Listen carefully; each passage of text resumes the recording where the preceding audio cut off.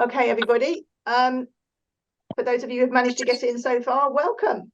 This event is about the Cambridge Retrofit Guide and helping you to retrofit your home to make it more energy efficient and low carbon. It's one of many talks and tours in this year's Open Eco Homes, which is run by Cambridge Carbon Footprint. Our speaker today is Alex Towler from Transition by Design.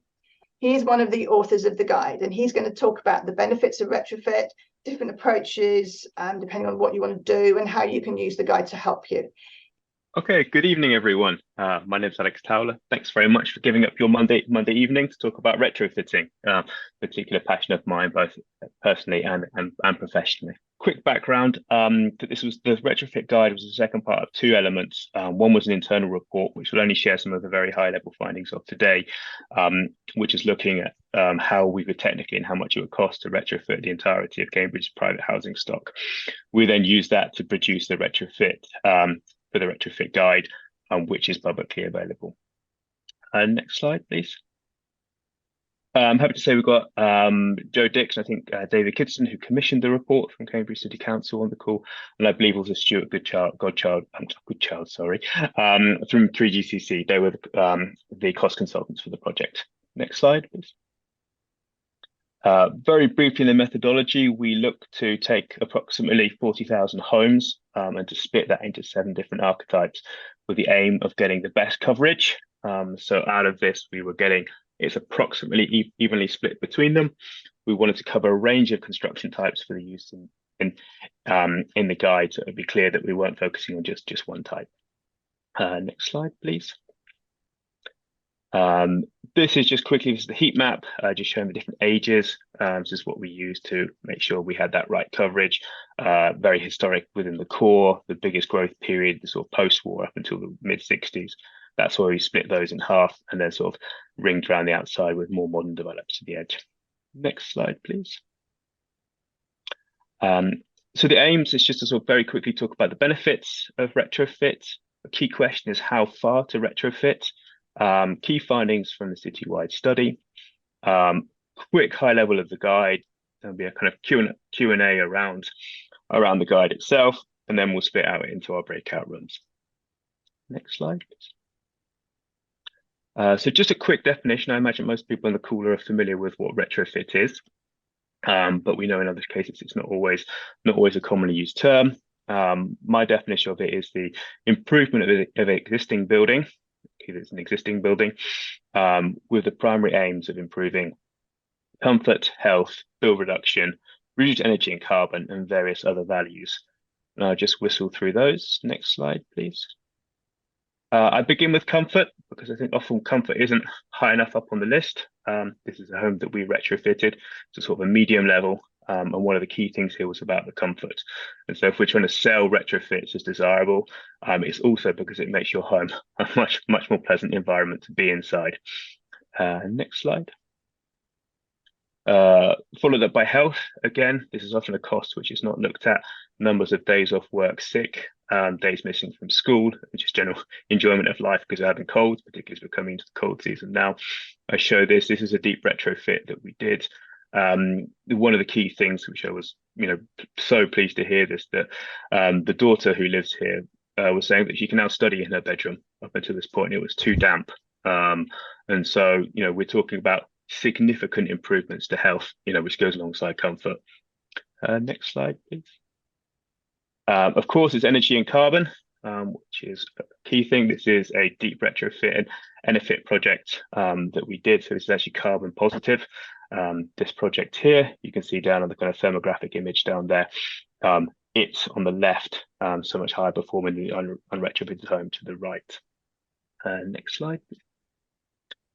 Of course, bills do come down, particularly in a cost of living crisis. I will explain this briefly in there, but one of the key things to know about the bills is they do steadily come down. They only, from high thousands, also mid to low thousands, all the way down to kind of low hundreds if you can get towards a sort of near zero carbon. There is, though, a moment that when we move to heat pumps because of the cost of electricity compared to gas, so it's not always just a linear improvement. With fabric, it is a linear improvement, but if you put in a new heating system, a heat pump, it can actually go up. Next slide, please. And I just wanted to just list this all off because so often we do a comparison of just cost against carbon. And I'm saying, I listed off all of these ones here. There's other ones as well, potentially property value, lettability with the minimum energy efficiency standards coming in, energy security, particularly with the conflict in Ukraine and various other issues. And then finally, a livable planet, which is ultimately so critical. Yeah, just include this guide to break it. This is the kind of lines you're showing where we're in climate change. We know that we need to bring down our emissions very rapidly at the moment. We have report after report saying that we're how important this next decade is. Next slide, please. Which is a slide from the LETI Climate Emergency Design Guide. So alongside with national policy, looking at how we can meet net zero, and with the vast majority of our housing stock and building stock, for that matter, being made up with existing buildings, it's going to be impossible to reach our targets by looking solely at new build. Next slide, please. So just a quick note on what we mean by sort of zero carbon, because this was part of the study. It's very important to decide how close we want to get to near zero carbon and what that means for your retrofit project. The methodology for our study was actually to look at net operational balance. So that's all the energy, like on these scales here, all of the energy used over the whole year to light the building, heat the building, hot water, plug loads, laptops, computers that you might be watching this on at the moment. Add up all of that energy, and then is there over the whole year enough energy, primarily by photovoltaics, produced on your own building, on your own house, to balance that off? So all the energy demand left in orange is met by the energy produced, the energy supplied, the right. And that also meant that we used the current carbon factors at the moment. I think it's too technical for this talk, but that obviously changes as the amount of the carbon intensity of the grid changes throughout the day. Next slide, please. And just to give a very kind of high level explanation, which I find useful, this idea about this balance between supply and demand. If on the slide on the right, that's showing a PV panel, in an urban situation, it's difficult to get much more than 4 kilowatt peak. That will be covering a good percentage of your roof. It's more likely that's more around 2 if you have dormers or overshading or something. Very roughly speaking, with a 4 kilowatt peak PV, you may get around 4 megawatt hours of energy over the whole year. So that's what can be supplied. In terms of comparing that against the demand for the retrofit, it's difficult, and we've sort of looked in this study and found this in other places.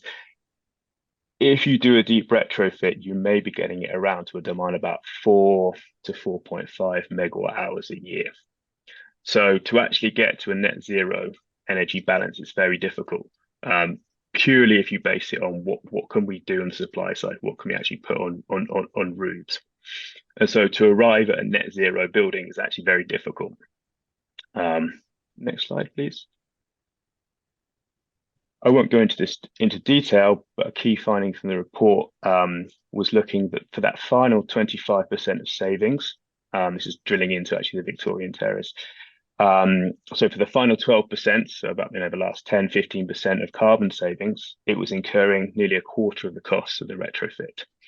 So there is an argument here to say that net zero is exactly the right kind of political target to be moving to. But when we factor in the complexities of a retrofit, there's an argument that we should be aiming for about an 80%, 90% reduction, rather than aiming to get to a full zero carbon home. And next slide, please.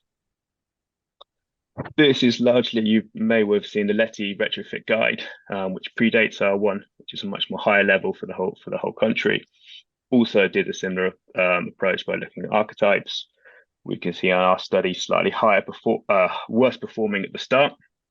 But in terms of that target of moving down to the 80% reduction, which is approximately 50 kilowatt hours meter squared a year, that is the target that we're suggesting for this. You can also see the typical new build there at the moment is way off that, which is incredibly disheartening because we're seeing buildings which are being signed off and completed this year or this month, which will actually immediately need retrofitting.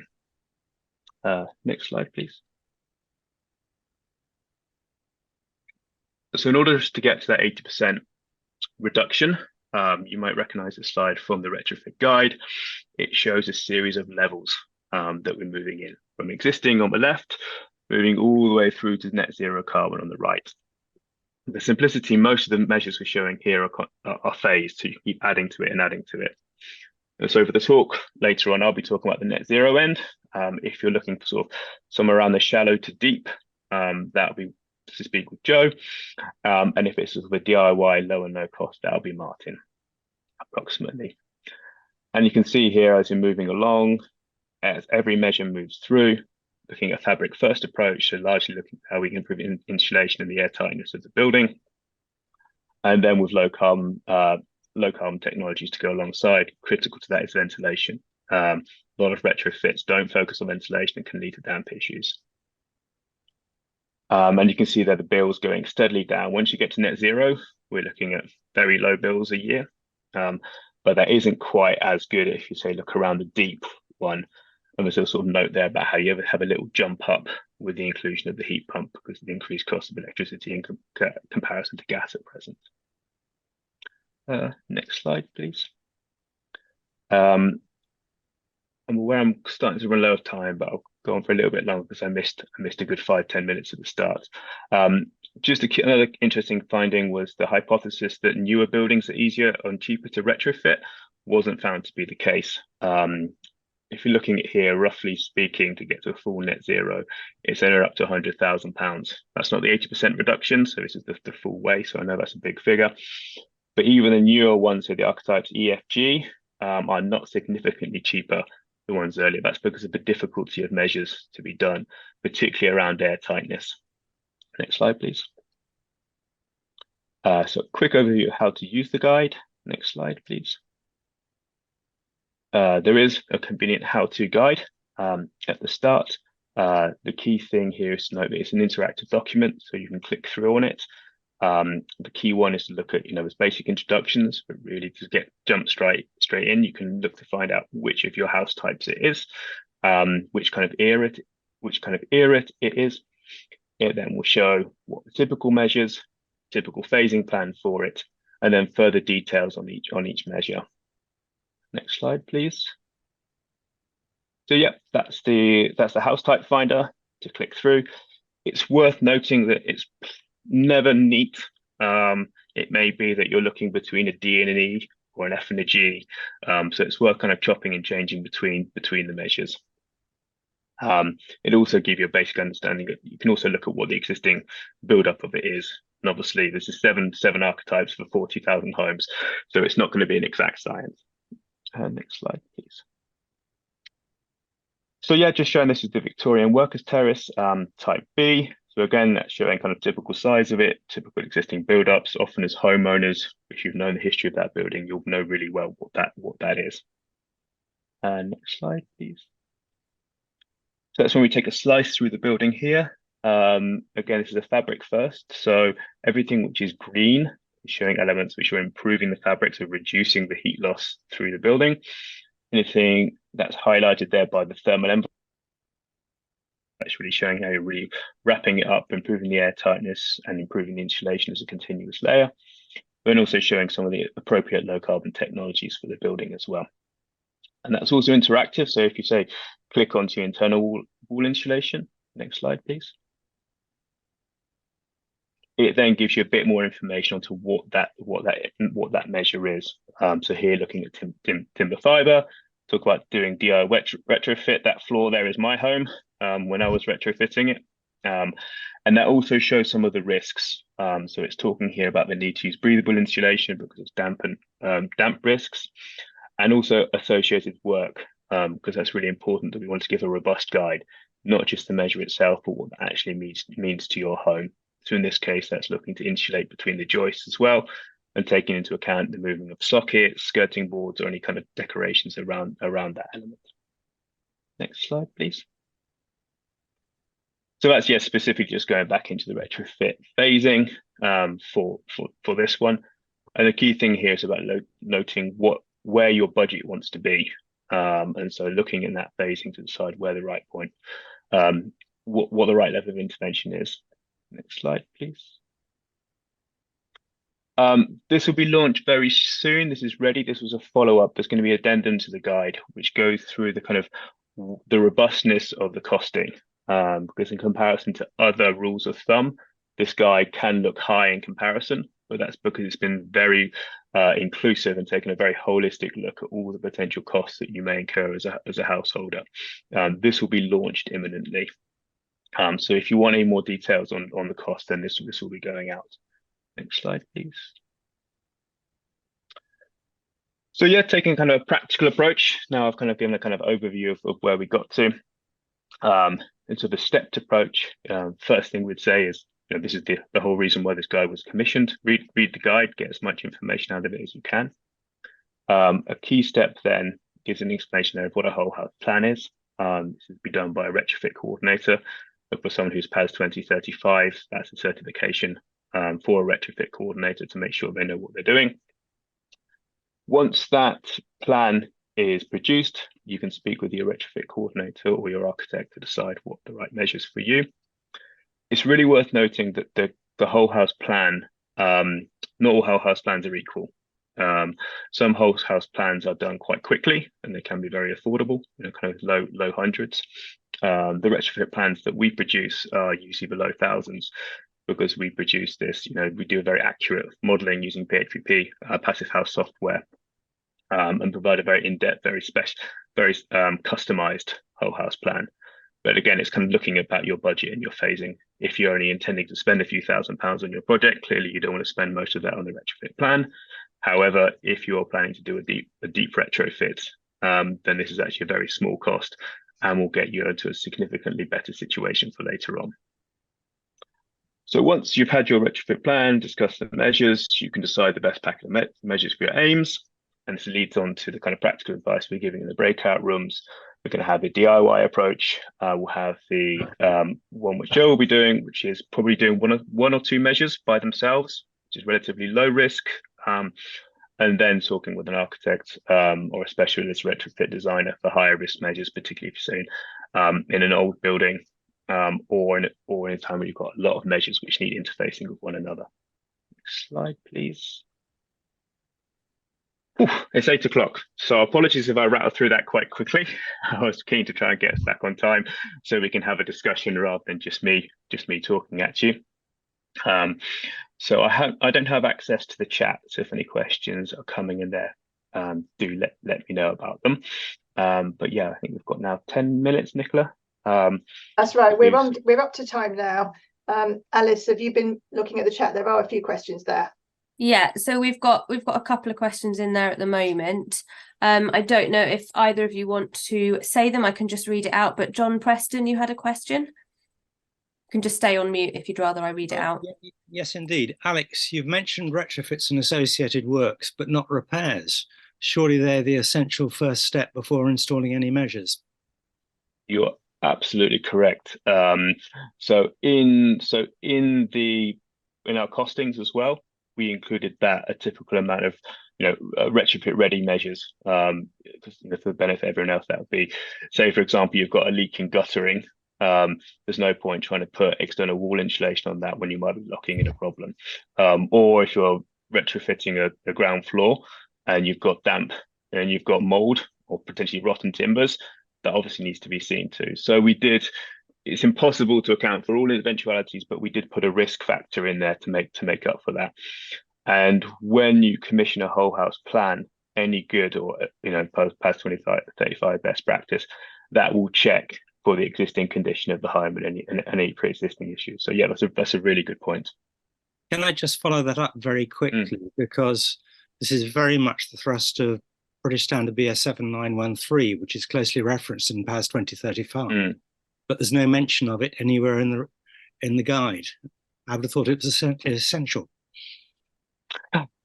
We went through a lot of iterations on the guide, and I certainly pumped it through with a lot more technical information at the start, and then people at Bioregional, who are really important, didn't mention Bioregional at the start. Apologies to Bioregional; they're a key partner in this work who we work with regularly.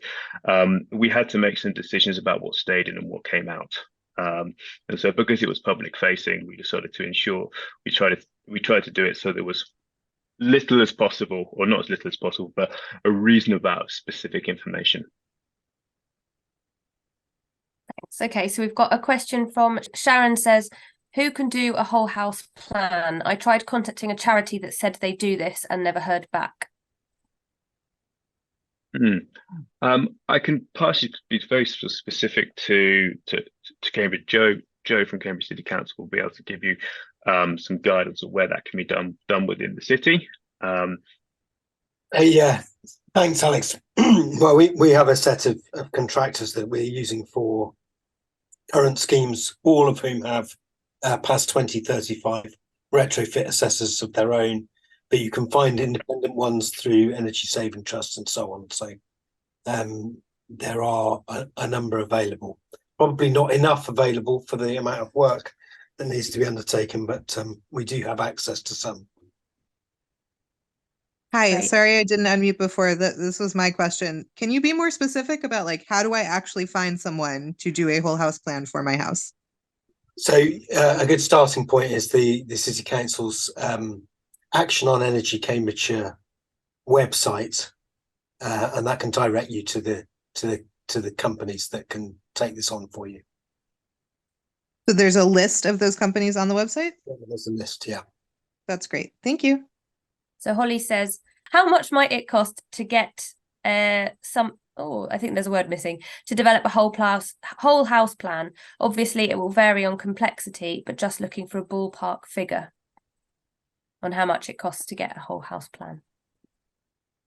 Yeah, so I covered that briefly, that it can be kind of low hundreds, particularly in areas where there was for a while sometimes subsidies going for whole house plans. I know they could be a few hundred, but I'd probably, for a basic plan, probably around the sort of £500 mark. I'm just saying very, very loosely here.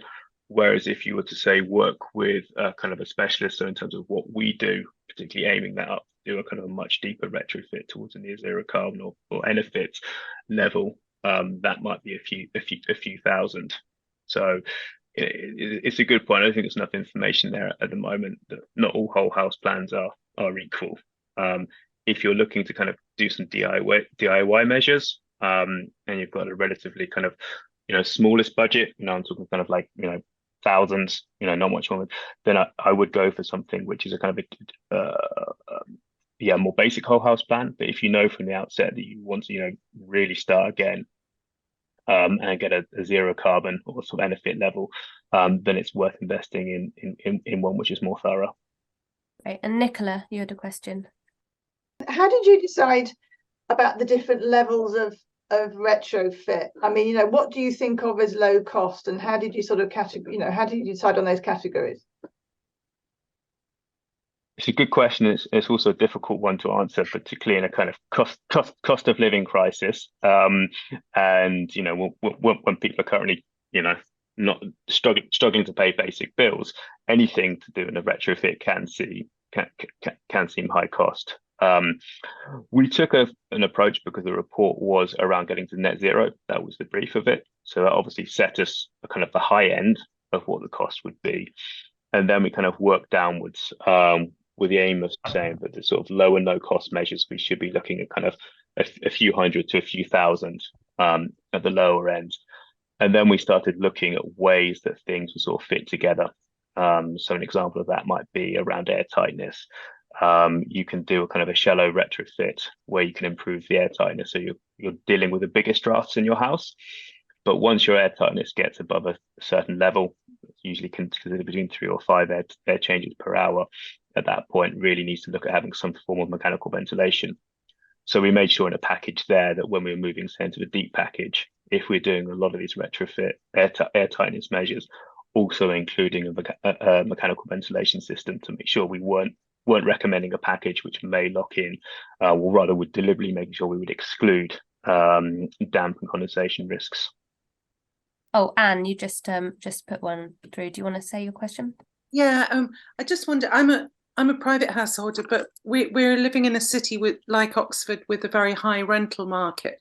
So what sort of incentives are there, and what for landlords, and how can tenants get landlords to act on them? And also, if there is, Joe might be able to answer this from the City Council. What's the City Council doing to retrofit council housing and that kind of, really interested in it, because it should only be those of us who are privileged enough to own a house. No, so there are a couple of schemes that we're running. One is for fuel poor and low income private sector housing. That's something that I'm directly responsible for administering. It's currently we're running the government's HUG 2 funding, home upgrade grant funding. The City Council itself has applied for Social Housing Decarbonisation Fund and has around 5 million committed to retrofitting its own council stock. We have 7,000 council homes, and that is underway. We've managed to win 2.5 million of Social Housing Decarbonisation Fund, and as I said, we've got 5 million of our own capital committed to a programme of retrofit, and we're doing sort of reasonably involved retrofits. So we're doing a combination of fabric insulation, photovoltaic, and some heating upgrades as well. So there is a retrofit programme in train, currently retrofitting about 75 homes in the Ross Street area.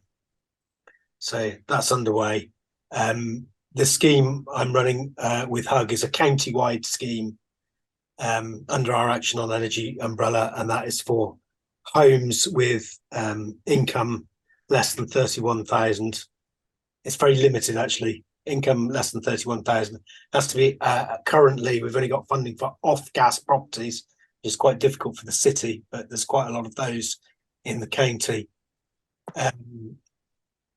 And also, you know, there are certain caps on how much we can spend on each measure, but we are starting off with a whole house plan, and we are doing fabric first approach with that. And we've got funding enough to do about 500 properties in the county over a 2-year period. I mean, there's a sort of cascade of different limited funding from central government that we've bid for everything, and we've done our best to defray that over the short timescales they're offered for. So we are set up to do that. Hopefully, over time, there will be longer term, more comprehensive schemes and a better flow of funding. But we've set ourselves up with a framework of 5 contractors who are able to deliver that work to pass 2035 standards, and we are able to respond to whatever funding comes forward. But it will most likely be focused on fuel poor households. Okay, everybody. Thanks for that, Joe and Alex. I think it's time we went into our breakout groups. I think everybody is pretty much back. So I hope that was useful. Thank you to the breakout group leaders, but your work is not yet done. So I'm going to ask you to sort of briefly summarize what the important points that were raised, or anything interesting that you think we might want to hear. Shall I have Alex? One thing we spoke a bit about NFIT, actually what NFIT means, just saying it's a version of the Passive House Standards. Lots of information online about how to achieve that, looking at primarily just a quality assurance route, and saying that if you think you want to start getting towards that level, it's really important that whoever does your whole house plan knows that is the aim, to do it, because your whole house plan can include a phased NFIT plan. The Passive House Trust has more information about that. We looked around potential of doing a kind of a whole house approach, but if you're short on space, then looking at taking an air tightness and ventilation approach. And advising again about air tightness testers, and taking kind of an air tightness and ventilation approach, where insulation might not be feasible either because of space, or we didn't actually talk about it, but conservation needs. You know, you can't do it on the outside because it's beautiful Georgian building. You can't do it on the inside because you've got period moldings. Then air tightness is a great way of looking towards it. looking about complementary ones. So again, looking about different ventilation systems. We cover the basics in the guide. But if you're putting in one type of ventilation, say continuous extract with demand control, but you want to get an MVHR in later on, these are incompatible. You're going to end up paying a good few thousand for one, only to have it taken out in a few years. Early on as well, we looked about embodied carbon and about whole house plans, and saying that in general, retrofit almost always pays back. But it is also really important to look at the carbon content of what's going into it. Have a longevity of it. How long is that going to be built for? About being robust about these measures as well. I think that's it. Stuart was probably a bit of backup. Have I missed anything obvious? No, we talked about insulation under the floors. But yeah, and the benefits of doing that and the options for doing that. And also about mixing external wall insulation and internal wall insulation. Thank you, Alex and Stuart. That's great. Let's go on now to Joe. Thanks, Nicola. So yeah, we had a really lot of good input. Lots of people asking about external wall insulation and various little details around that. So issues with eaves, issues with ventilation. We also had a discussion about air tightness, which is not actually my forte, but Alex, I think your comments just now are quite helpful in that regard, because it is really vitally important. And also we talked about the difficulties of getting hold of contractors at the moment at the end of our discussion, which is a very live issue for those people trying to get anything done, ourselves included as a local authority, even though we have contractors who are under contract to us. They don't necessarily have the capacity to deal with everything we're throwing at them. And actually what we're doing is a very modest numbers at the moment. So there's a great need for ramping up of skills and numbers of contractors in the retrofit game. So that is an issue. But generally speaking, I think there's I sort of raised a good starting point is to go to this guide. Our Action on Energy Cambridgeshire website has a list of contractors that are open to able to pay customers, and that can meet all of the current PAS 2035 standards for all of the key interventions that you're likely to need. So it's a good place to start. But yeah, it was a really useful session, I think. Great. Thank you very much, Joe. And Martin? I think Tom was going to... So I've been delegated to start summarising what happened in our group to add to this. And so we started with a question from one of the participants about somebody who has a boiler that it's at the end of its life. So they have to make a pretty rapid decision about, are they going to buy another boiler or can they use a heat pump, even though their fabric isn't fantastically insulated at the moment. So we had a bit of a discussion about that. I think Martin and I were saying that I think there has been something of a shift towards saying you don't have to have perfect fabric before you fit a heat pump. But it all depends on the details, doesn't it? We don't really know what that house is like. And then most of the rest of our session was talking about different kinds of insulation. We talked about loft insulation quite a lot and possible problems with condensation in the loft and how you would get over that by ventilating. This is a cold loft space and making sure that's ventilated. And we talked about, as in another group, underfloor insulation and shared some experiences on that. including where you might want to be, where you needed to fit insulation but only had a very narrow space available, narrow width of insulation, where you might want to use aerogel if you can afford it. Now, what else should we add, Martin or others? I think yes, I would just say with the choosing a boiler, it's a 10-year decision. Whatever decision you make now, you've got to live with for 10 years. So that's why I would encourage looking at the grants and seeing whether it's possible to put in a air source heat pump now. Because if you don't do it now, you've got to wait 10 years until your boiler falls over again. So that's 10 years of producing carbon. But that's people need to do the sums and look at it for themselves. By the way, just another thought: if back to the insulation, external insulation, I had some done, and then you come to the issue of how do you hang things on the wall. Because behind a very thin shell you've got of the render, you've got all that insulation. So if anybody gets external insulation done and wants to know how to hang gates or lighting or hooks or things like that, I've been that journey. So let me know if you get issues on that front. But back to our thing. No. I mean, mainly I think as well what I was just saying is have confidence in your own abilities. It's a journey.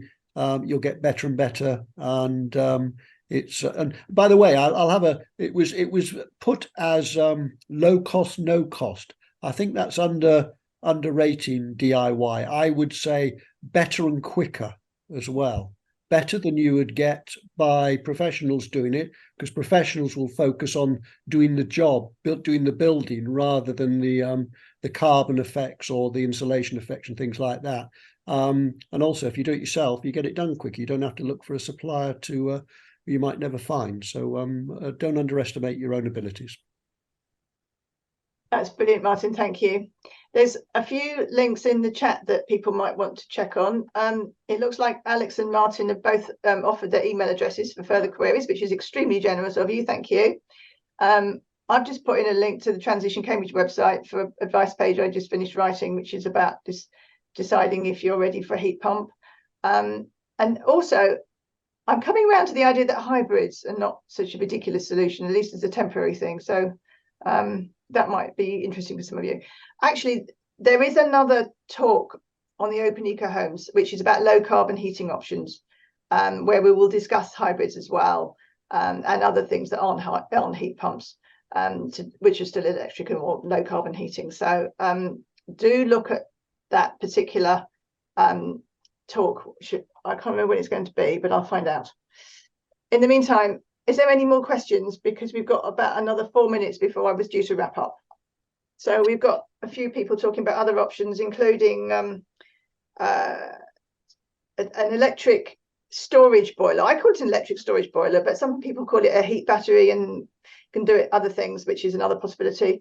And we're also going to have somebody talking about wood stoves, but I do wholeheartedly agree with Martin that wood stoves for your main heating in a city is not, no, no, definitely not. And of course, you may not be aware but Cambridge does have quite a large air quality control zone where you're not allowed to do most of those things anyway. Can Alice share the screen now for the final slides then? If you could tell your friends about us, that would be great, directly or via social media. Here is a link for the donate. I'm putting that in the chat. And I hope that you are now inspired to continue your retrofit journey. Thank you so much for coming, and I really hope it's been helpful.